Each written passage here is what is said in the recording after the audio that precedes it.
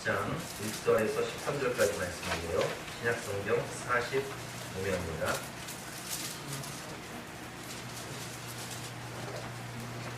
한 절씩 교독하시겠습니다. 예수께서 이 말씀을 다 마치시고 제자들에게 이르시되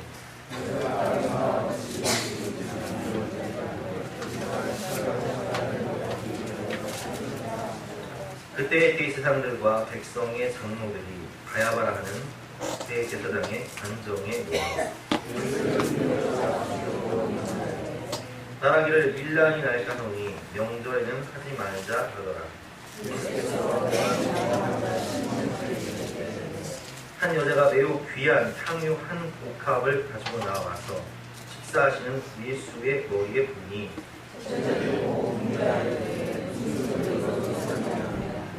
이것을 비싼 값에 팔아 가난한 자들에게 줄 수 있었겠도다 하거늘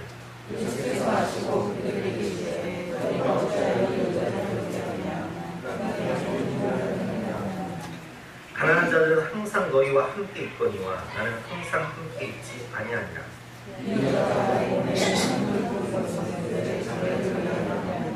함께 읽겠습니다. 내가 진실로 너희에게 이르노니 온 천하에 어디든지 이 복음이 전파되는 곳에서는 이 여자가 행한 일도 말하여 그를 기억하리라 하시니라.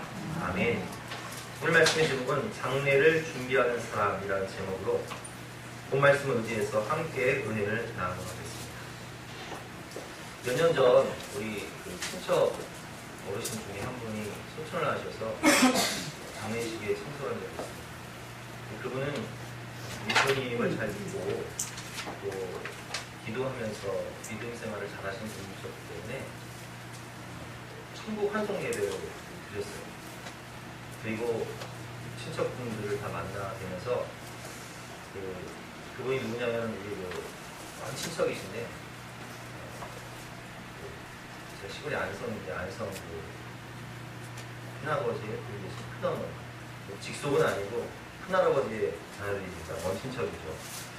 그분 큰어머니의 장례식을 치를 때 우리 큰 고모님이 큰어머님이랑 친구기도 하고 또 친척이기도 하고 그러거든요. 어렸을 때 같이 자란 분이셨는데 친구가 또 친척이 죽었으니까 너무 마음 아파하시면서 슬피 우시더라고요. 근데 이제 우리 큰부모님은 아직 예수님 영접 안 하셨거든요. 그래서 제가 좋은 의도로 큰부모님한테 이렇게 말씀드렸어요.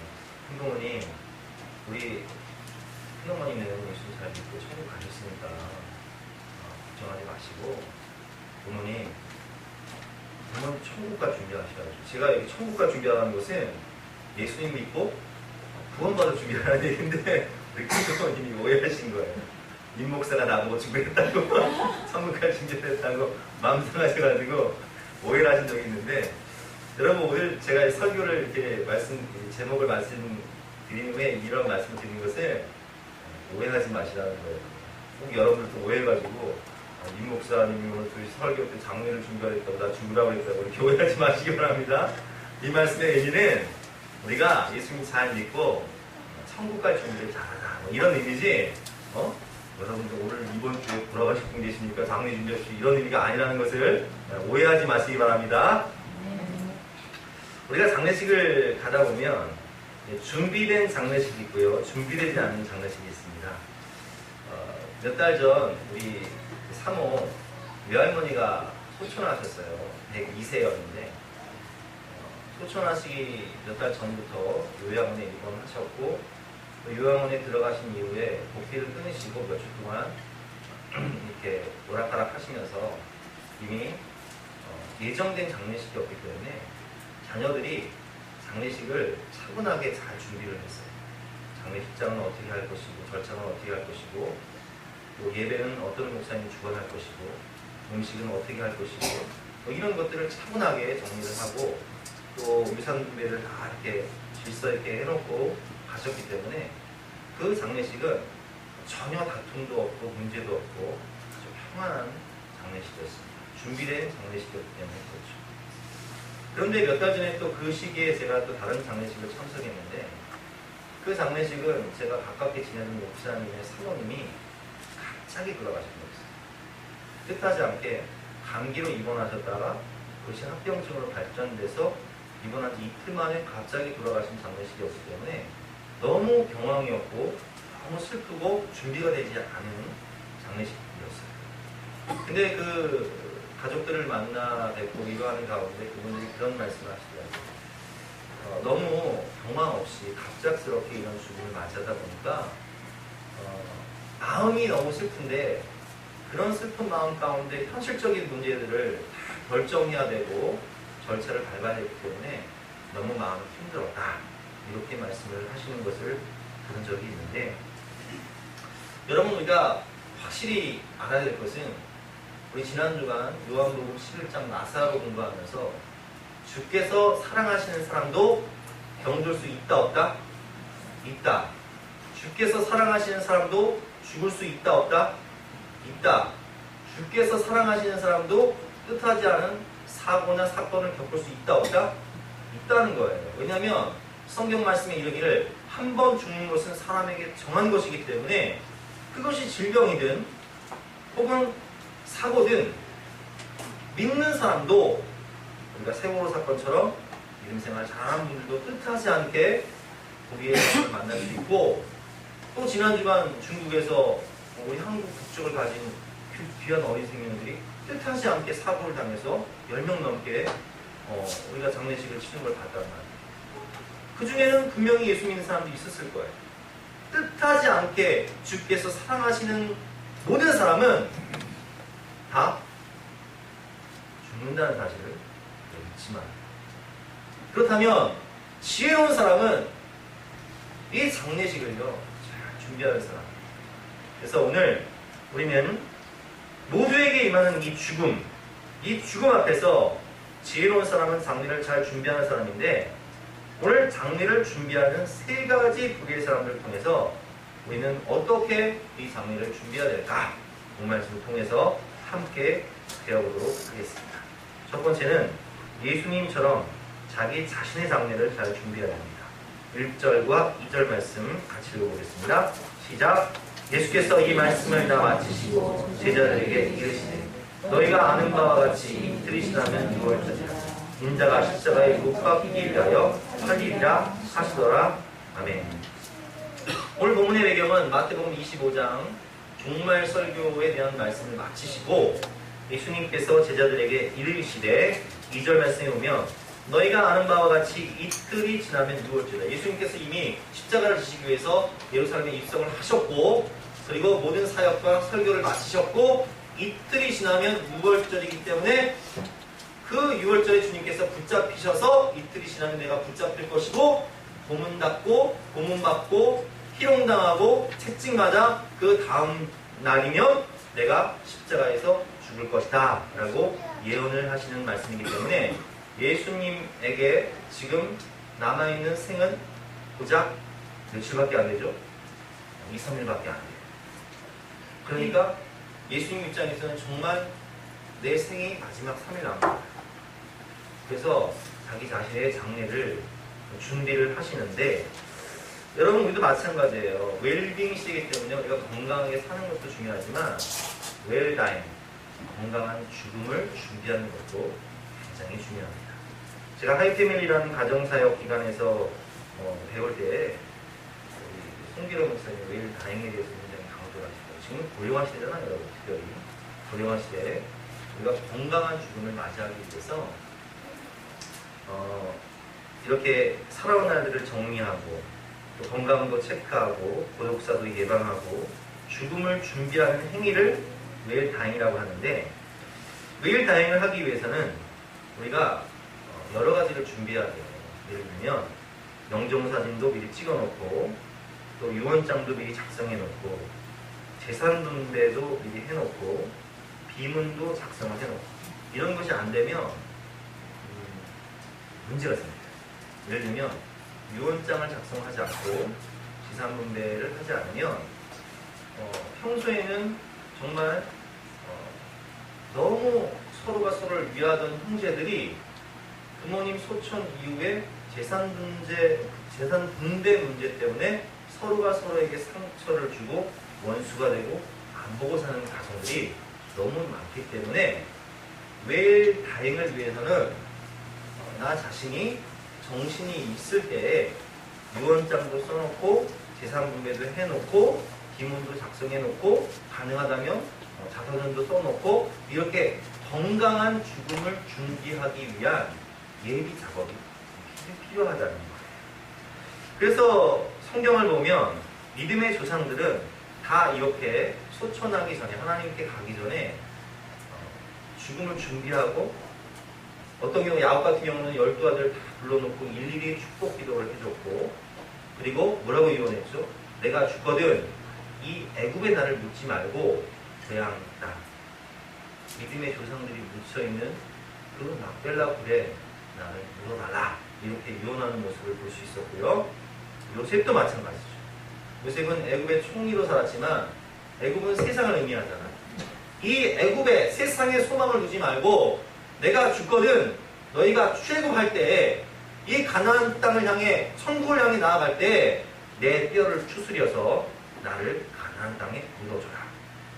이 애굽이라는 세상에 소망을 두지 말고 저 가나안 땅 천국에 소망을 두고 살고 나도 내 뼈를 그 가나안 땅에 묻어달라 이렇게 유언하는 모습을 볼 수 있죠. 다윗 같은 사람은 자기가 주변 정리를 하고 자기의 사랑하는 아들 솔로몬에게 왕위를 물려주면서 어떻게 유언했습니까? 내가 하나님을 사랑하고 하나님의 말씀을 따라 산 것처럼 너도 하나님 말씀을 지키며 살아라 이렇게 딱 유언을 했습니다. 여호수아 같은 사람도 그렇죠. 가나안 땅을 정복한 이후에 여호수아는 이스라엘 12지파를 불러놓고 이렇게 얘기합니다. 그러므로 이제는 여호와를 경외하며 온전함과 진실함으로 그를 섬기라. 너희의 조상들이 강 저쪽과 애굽에서 섬기던 신들을 치워버리고 여호와만 섬기라. 만일 여호와를 섬기는 것이 너희에게 좋지 않게 보이거든 너희 조상들이 강 저쪽에서 섬기는 신이든지 또는 너희가 거주하는 땅에 있는 아모리 족속의 신이든지 너희가 섬길 자를 오늘 택하라. 오직 나와 내 집은 여호와를 섬기노라 하니 아멘. 나와 내 집은 오직 여호와를 섬기겠다. 너희도 양당 간의 결단을 딱 내라. 이렇게 유언하는 모습을 볼 수 있습니다. 여러분 우리가 이렇게 내 죽음을 준비하기 전에 죽음을 준비하는 이런 절차들을 잘 준비해야지만이 사후에 문제가 없고 분쟁이 없는 거예요. 결국 근본적으로 잘 죽기 위해서는 잘 살아야 됩니다. 왜 다행을 준비해야 되고 그것보다 중요한 것이 뭐냐? 사명을 완수하는 거예요. 오늘 예수님께서 예루살렘에 오신 이유가 뭐죠? 장로들과 대제사장에 붙잡힌 이유가 뭐죠? 희롱받고 고문받고 십자가에서 죽으신 이유가 뭐예요? 죄 때문에 죽어야 할 우리를 죄에서 구원하기 위해서. 즉 일규 구원이란 영혼 구원이라는 하나님께서 맡겨주신 사명을 이루기 위해서 예수님은 늘 제자들에게 그걸 말씀하셨고 십자가라는 하나님의 계획 가운데 자기의 인생의 타이밍을 맞춰놓고 사셨고 그리고 그걸 이루시기 위해서 죽으셨고 십자가에서 뭐라고 말씀하셨죠? 테텔레스타이 다 이루었다. 결국 우리가 우리의 장례식을 잘 준비하기 위해서는 다 이루는 삶을 살아야 돼요. 뭘 다 이뤄요? 하나님이 내게 맡겨주신 사명을 다 이뤄요. 근데 그걸 모르고 열심히는 사는데 허공을 치는 것처럼 향방 없이 달려가는 사람들이 있어요.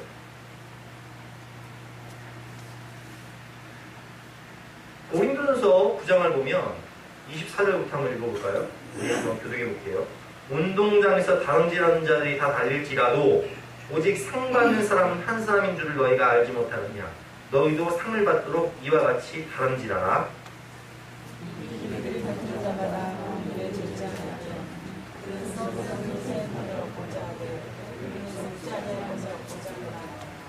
우리 26절 같이 읽어보겠습니다. 시작. 그러므로 나는 다름질하기를 향방 없는 것 같이 아니하고 싸우기를 허공을 치는 것 같이 아니하며 아멘.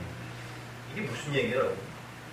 사람이 운동을 해서 운동을 하는 목표, 멸류관을 얻고자 다름질을 하듯이 목표와 목적을 가지라는 거예요. 근데 목적과 목표도 없이 그냥 열심히 사는 사람들이 있어요. 허공을 치는 것 같이 싸움을 하는데 허공을 쳐. 힘만 빠지지. 다람쥐를 하는데 목표가 없어. 달리긴 하는데 열심히 사는데 목표가 없어. 근데 그렇게 사는 사람들이 너무 많더라고요. 저도 옛날에 초등학교 다닐 때 제가 키가 컸었는데 키가 크다 보니까 우리 그 담임 선생님이 배구 감독이셨는데 저한테 배구를 하라는 거예요. 그래서 3년 동안 배구를 했어요. 그러니까 방학 때는 놀러 가지도 못하고 배구만 하고 놀러 가더라도 눈치를 보고 혼나야 돼. 너 왜 빠졌냐? 왜 했냐? 왜 했다고요? 선생님이 그냥 하라고 해서 한 거예요. 그래서 공부도 못했어요. 머리가 나쁜 게 아닌데 공부를 못했어요. 그래서 성적이 쳐져버렸어요. 그게 뭐예요, 여러분? 상관없이 제가 열심히 운동을 한 거예요. 써먹을 때가 있어야지. 요즘 들어서 내가 가끔씩 목사, 배구대회 나가면 가끔씩 써먹긴 하는데 그까짓 거 써먹으나 마나 그거 뭐합니까, 그거. 제가 언젠가 말씀드렸지만 1년 동안 항공운동기를 따는데 써먹을 데가 없어. 대한항공이 전화하니까 그것도 뭐 하냐는 거예요. 상관없이 열심히 사는 거예요. 근데 그렇게 사시는 분이 많아요. 왜 직장 다니십니까? 왜 사업하십니까? 왜 일하십니까? 라고 물으면 글쎄요, 그냥 열심히 살아야죠. 목적도 없고 목표도 없고 하나님이 주신 사명도 없다는 거예요. 그래서는 안 된다는 거예요. 그래서 바울은 우리에게 뭐라고 권면하냐? 표대를 향해, 분명한 목적을 향해 달려가라는 거예요. 제가 한번 읽어보겠습니다. 내가 이미 얻었다함도 아니요 온전히 이뤘다함도 아니라 오직 내가 그리스도 예수께 잡힌 바 된 그것을 잡으려고 달려가노라.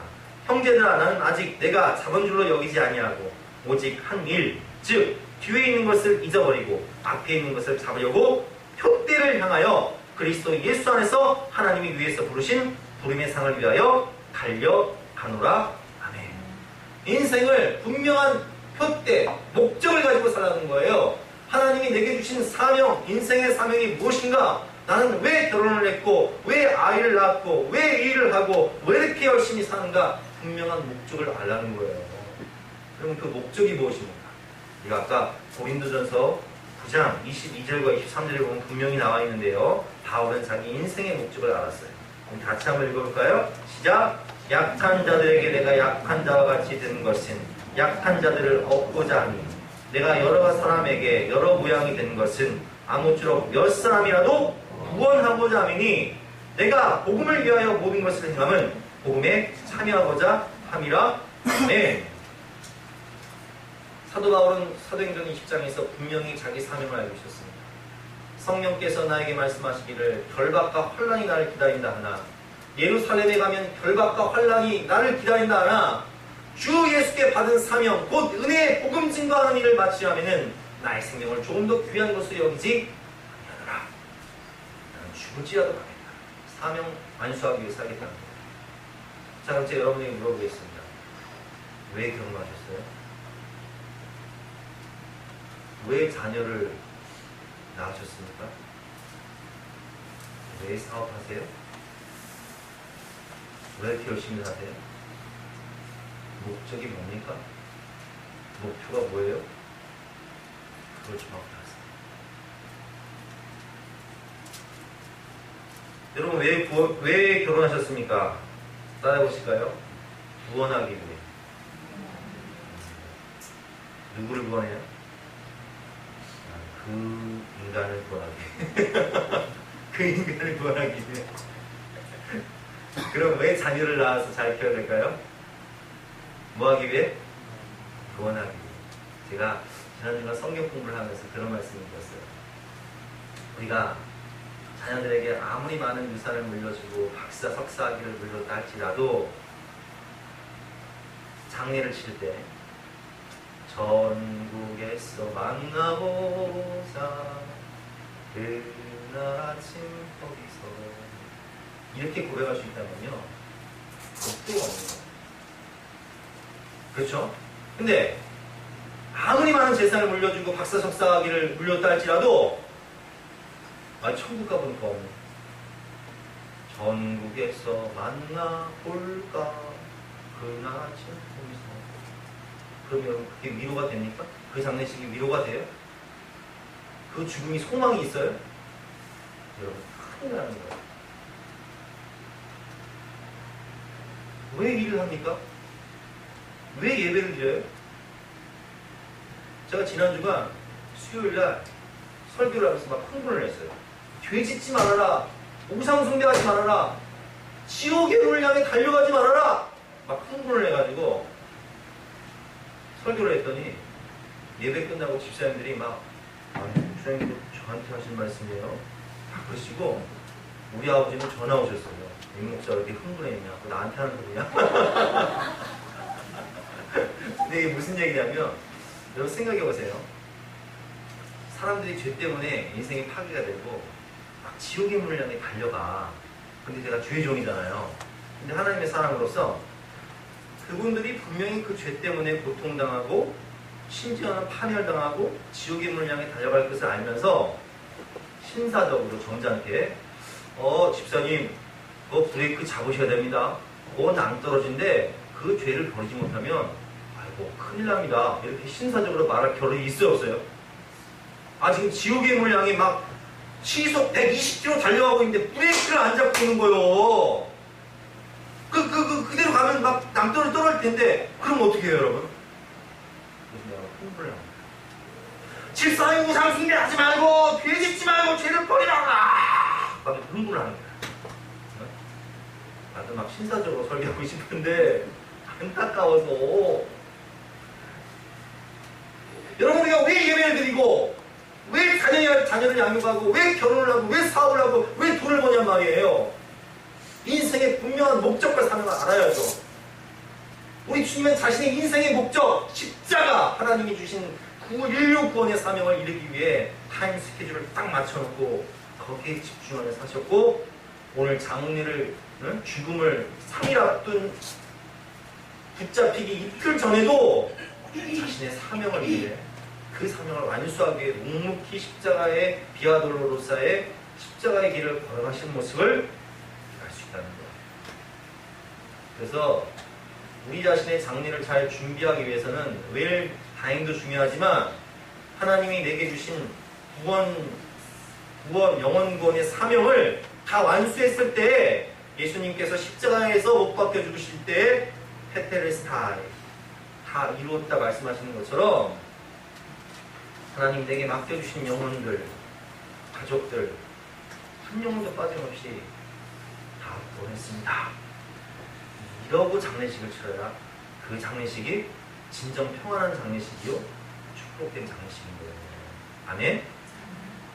저와 여러분의 장례식이 사명을 다 완수하는, 영혼을 다 구원하는 예수님과 같은 장례식이 되기를 주님의 이름으로 축원합니다.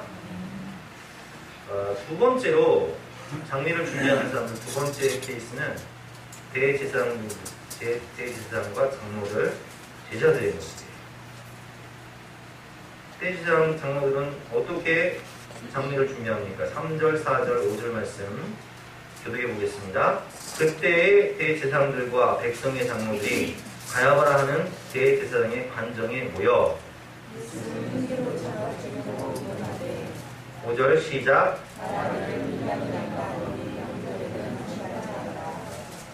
자, 이 본문을 보면 대제사장들과 장로들은 지금 누구를 죽이려고 해요? 예수님을 죽이려 해요. 왜 죽이려고 할까요? 우리가 그 요한복음 11장을 보면 나사로의 부활 사건 때문에 예수님 믿는 사람이 너무 많아진 거예요.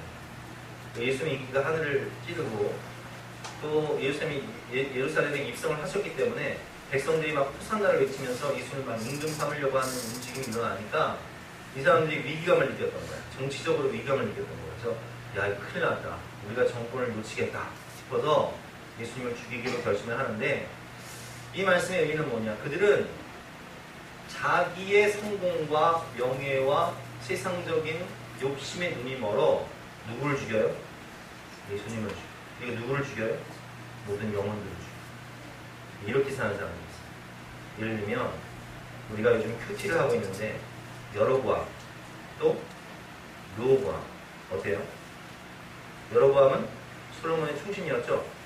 그런데 솔로몬이 우상 숭배를 함으로 범죄하여서 하나님이 두 번이나 나타나셔서 경고했음에도 그 말을 듣지 않자 솔로몬의 그 죄악으로 말미암아 북이스라엘을 세우면서 세운 왕이 누구예요? 여로보암이다. 근데 여로보암에게 하나님께서 뭐라고 명령하셨냐면 네가 다윗처럼 하나님 말씀에 잘 순종하고 하나님을 사랑하며 살면 내가 너의 나라를 견고하게 해줄 것이요 너의 자손들을 지켜줄 것이다. 이렇게 말씀하셨음에도 불구하고 여로보암은 북이스라엘의 왕이 되자 사람들이 막 남유다인 예루살렘으로 막 예배를 드려 가니까 불안한 거예요. 그래서 어떻게 하냐? 야, 베델과 단에 금송아지를 만들고 금송아지가 하나님이다. 여기서 예배드리고 여기다 이게 하나님이니까 여기다 섬기면 된다. 이렇게 백성들을 우상 숭배하게 해서 백성들이 하나님을 떠나 지옥 가게 만들고 있어요. 그러니까 자기만 지옥 가는 것이 아니라 누구도 지옥 가게 만들어요? 온 백성들을 다 지옥 가게 만들어요. 일반인 제사장을 세웠어요.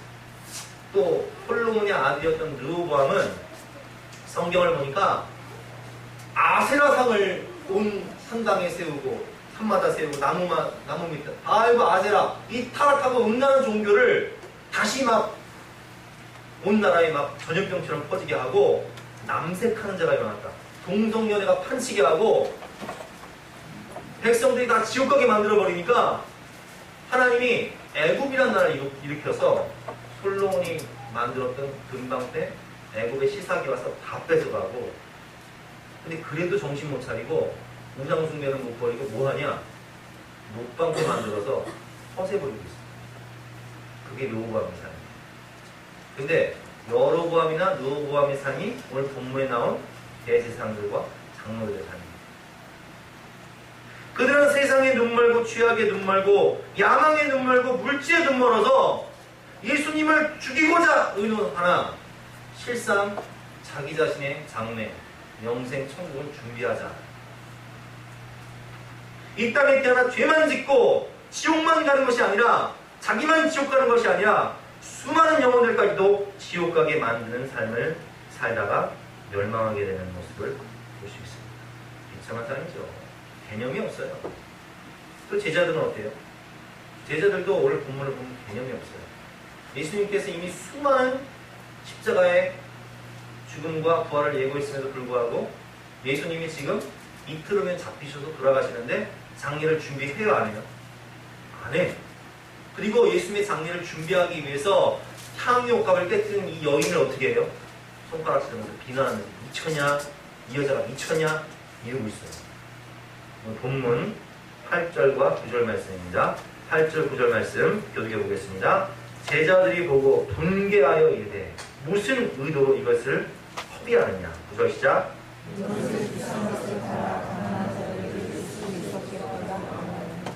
잘 보세요.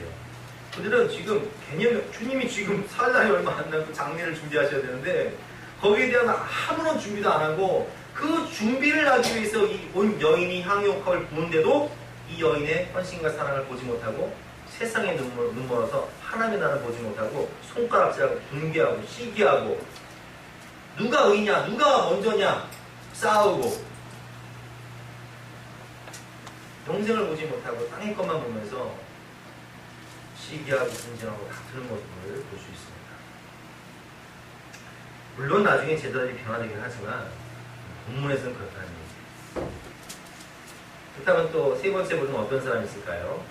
바로 마리아입니다. 오늘 본문의 이 여인은 요한복음 12장을 보면 나사로의 동생이었던 마리아다 이렇게 정확히 나오는데 마리아는요 주님의 장례를 이렇게 준비하는데 특별히 마리아는 정말 주님을 사랑하는, 그래서 요한복음 11장을 보면 예수님도 그들을 사랑하는 자라고 표현하고 있고 또 요한복음 12장을 보면 이 여인이 예수님의 발에 향유를 부은 것은 주님을 너무 사랑하는 마음이 가득했기 때문이다 라고 주님께서 해석하고 계신데 주님과 깊은 사랑의 관계, 인격적 관계, 신뢰의 관계였고 특별히 마리아는 평소의 삶을 보면 늘 예수님 발 아래서 말씀을 듣고 발 아래서 기도하고 또 오늘 본문을 보면 예수님의 발을 닦는 모습을 볼 수 있습니다. 그것이 누가복음에 보면 나왔는데요.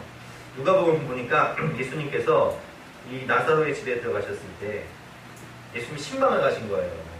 제가 여러분 가끔 신방 가잖아요. 그러면 제가 여러분 신방 가는 목적이 뭐예요? 어떤 분들은 제가 신방 간다 그러면 이렇게 생각해요.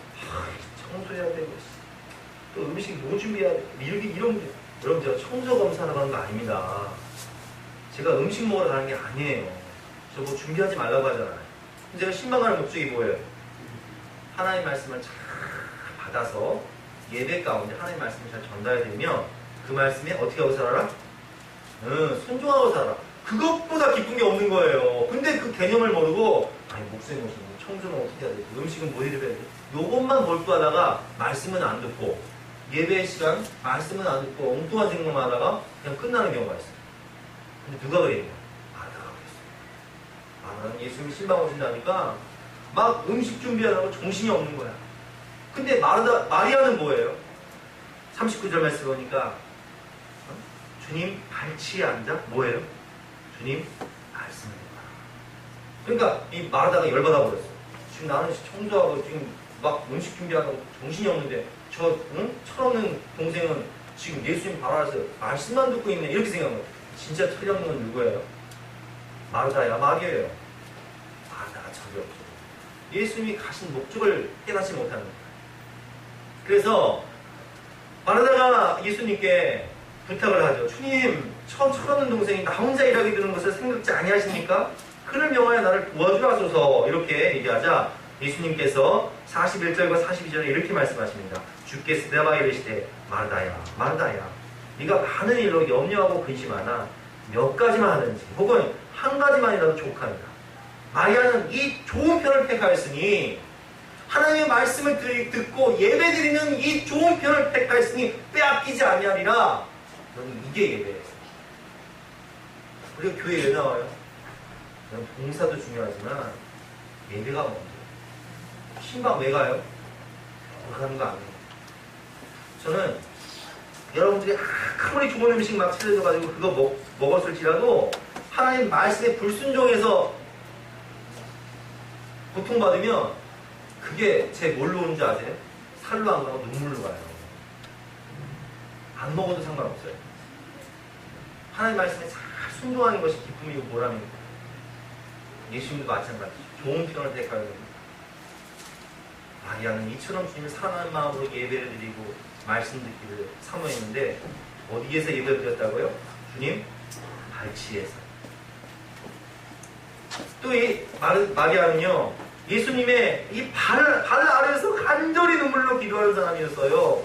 요한복음 11장을 보면 오빠 나사로가 질병으로 죽었을 때 마리아가 예수님을 영접하러 나가서 예수가 계신 곳에 가서 배웠고 그 발 앞에 엎드려 이르되 발을 붙잡고 기도하는 거예요. 주께서 여기 계셨다면 오라버니가 죽지 아니하였을 겁니다. 주님 불쌍히 여겨주시고 주님 도와주세요. 이렇게 발을 붙잡고 간절히 기도했던 이 마리아의 모습, 기도의 모습을 우리가 볼 수 있습니다.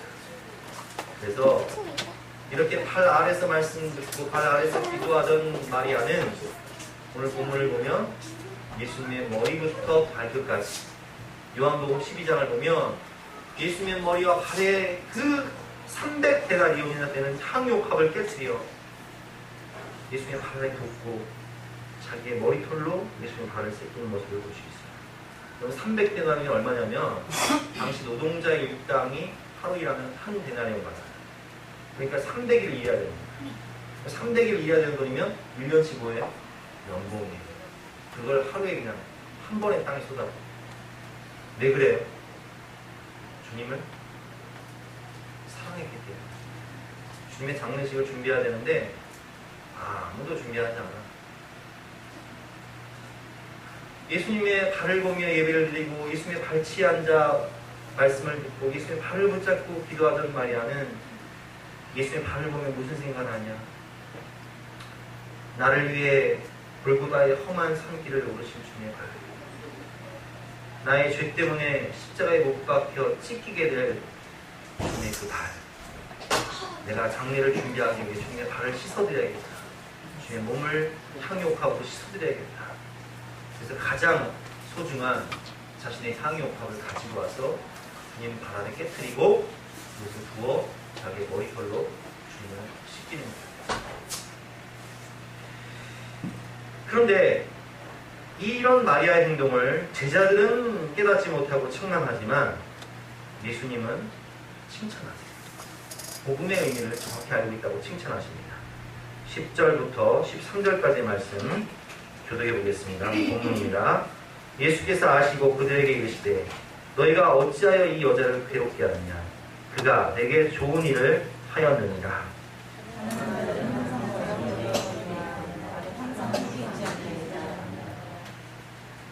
12절 이 여자가 내 몸에 이 향유를 부은 것은 내 장례를 위하여 함이니라.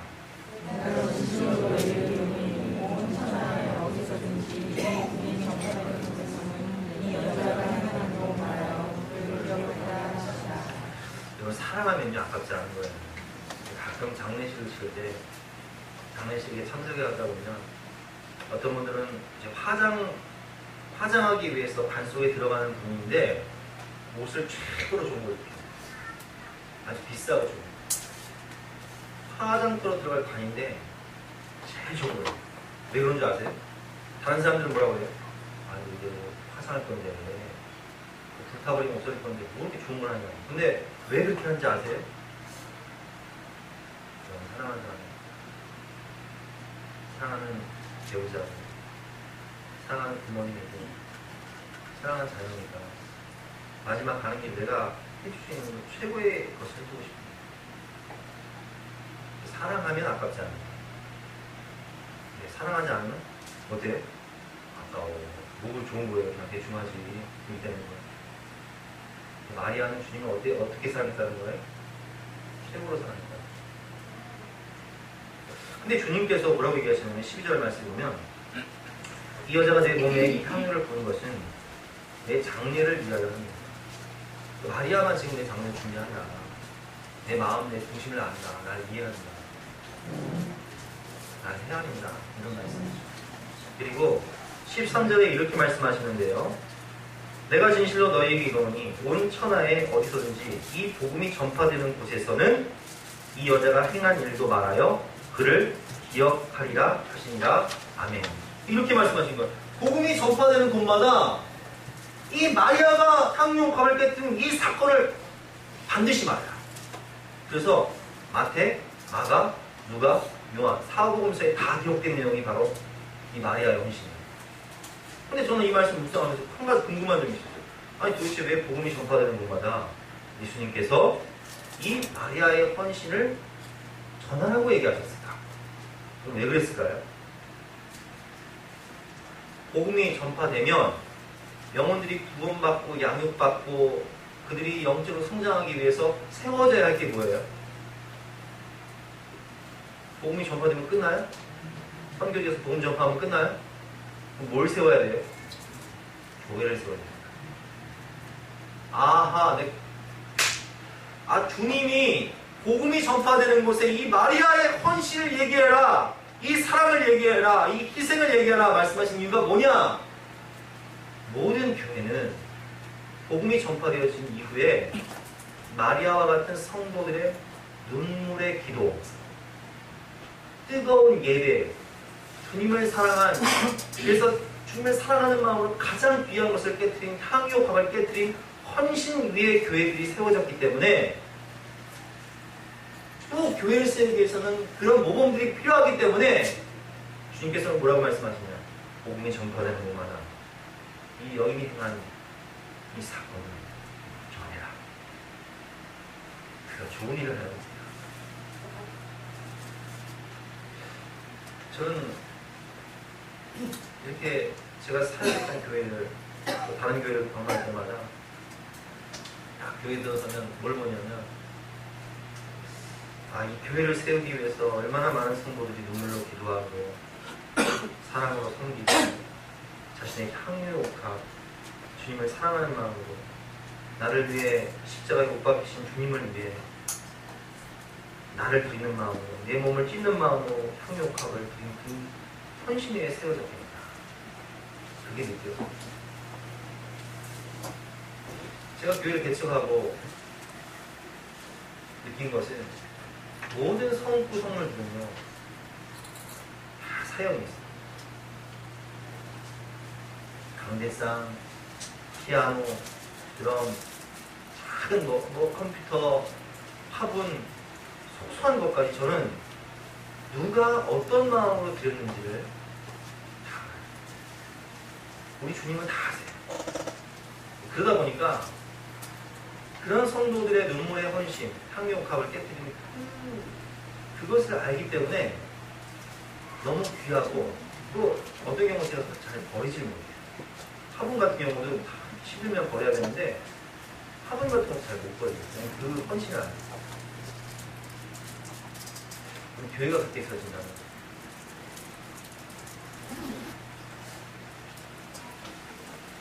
교회를 사랑하고 주님을 사랑하기 위해 나를 위해 몸짓 끼시고 피 흘리신 주님을 사랑하는 마음으로 나의 가장 귀한 것을 가지고 그것을 깨뜨려 향유옥합을 부어 향기를 내는 성도들의 헌신. 목 한 번, 의자 하나, 화분 하나, 그 모든 물방울들이 모여서 영혼을 구원하고 하늘나라를 확장하는 교회를 세우는 것입니다. 이제 주님의 장례를 준비하는 마리아의 모습이고, 그 모습을 보시면서 주님께서 뭐라고 말씀하세요? 좋은 일을 하라. 복음이 전파되는 곳마다 이 아름다운 헌신의 향기를 전해라. 모든 성도들의 그 눈물을, 그 헌신을 다 본다. 그 눈물의 헌신과 사랑을 거기에 다 전해라. 이렇게 말씀하십니다. 오늘 결론입니다.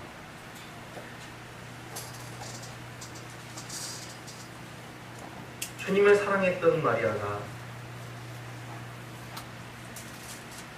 나를 구원하기 위해 십자가에 못 박히신 주님의 발을 향유옥합을 깨뜨려 섬긴 것처럼 우리도 주님을 사랑하며 감격하며 감사하며 주님의 몸된 교회를 섬기고 사랑하는 그런 헌신된 삶을 살아야 되고요.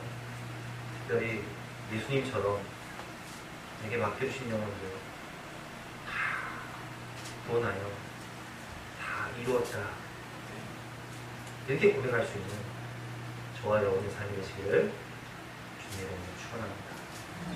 함께 찬양할 때 내게 있는 향유옥합 가사를 생각하며 함께 찬양하도록 하겠습니다.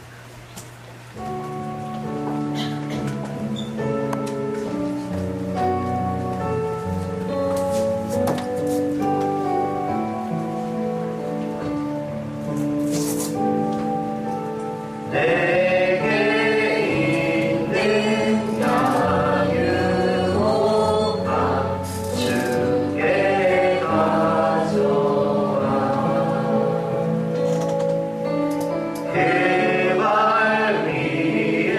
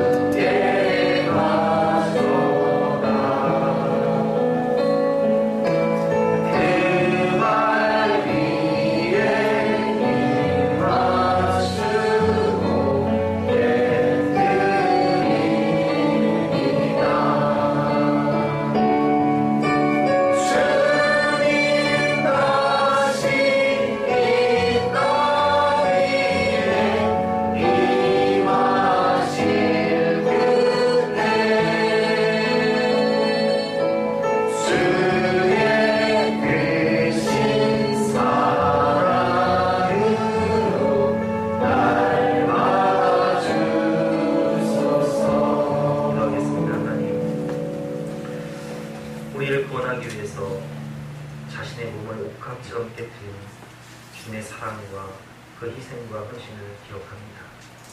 나를 위해 비아돌로로사 골고다의 언덕길을 올라가시던 주님의 그 간야를 보고 또 메마르고 찢기시고 상하신 주님의 발, 그 주님을 사랑하기에 나의 가장 귀한 것을 깨뜨려 나를 위해 자기 몸을 깨뜨리신 주님을 사랑하기에 가장 귀한 향유옥합을 깨뜨려 주님께 헌신하는 성도들의 모습들을 바라봅니다.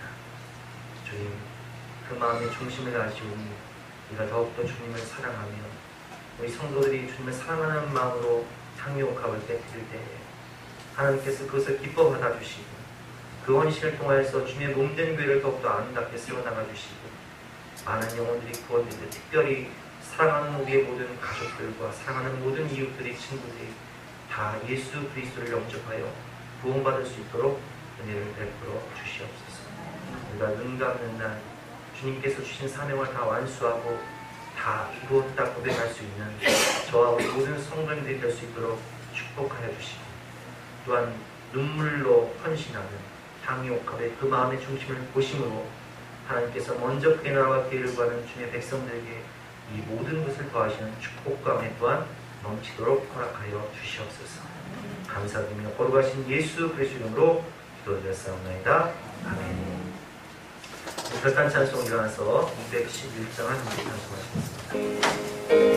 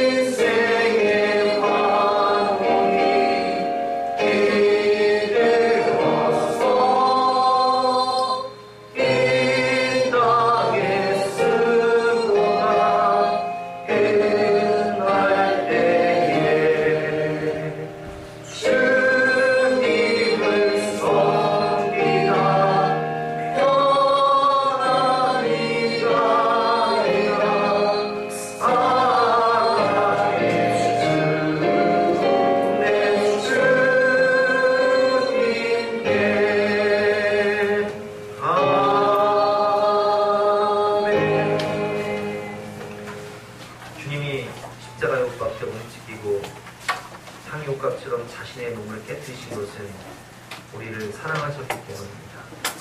우리를 죽기까지 사랑하셨고 우리를 영원토록 사랑하셨고 우리를 끝까지 사랑하셨기 때문입니다. 오늘 마리아가 주님을 사랑했기 때문에 자신의 전 재산이었던 향유옥합을 깨뜨린 것처럼 우리 성도들이 주님을 사랑하기에 은밀한 곳에서 헌신하고 눈물로 기도하고 교회를 섬기며 또 주님 사랑하는 마음으로 향유옥합을 깨뜨린 것을 주님 다 보시고 또 칭찬하여 주시고 영원한 하늘에서 풍성한 은혜로 갚아주시고 이 땅에서도 자손들에게 넘치도록 갚아주시옵소서. 그 헌신을 통하여 주님의 몸된 교회가 날로 부흥되고 주신 사명 잘 감당하여 지역사회를 구원하며 민족을 구원하며 세계 선교에 앞장서고 북한 선교에 앞장설 수 있도록 은혜를 베풀어 주시옵소서. 감사드리며 거룩하신 예수 그리스도 이름으로 기도드렸사옵나이다. 아멘. 지금은 우리 구주 예수 그리스도의 은혜와 하나님의 영원하신 사랑과 성령님의 감화감동 역사하심이 주님께서 죽기까지 사랑하신 귀한 주님의 아들딸들 머리머리 위에 앞날 위에 지금 병까지 함께 하시기를 간절히 축원하옵나이다. 아멘.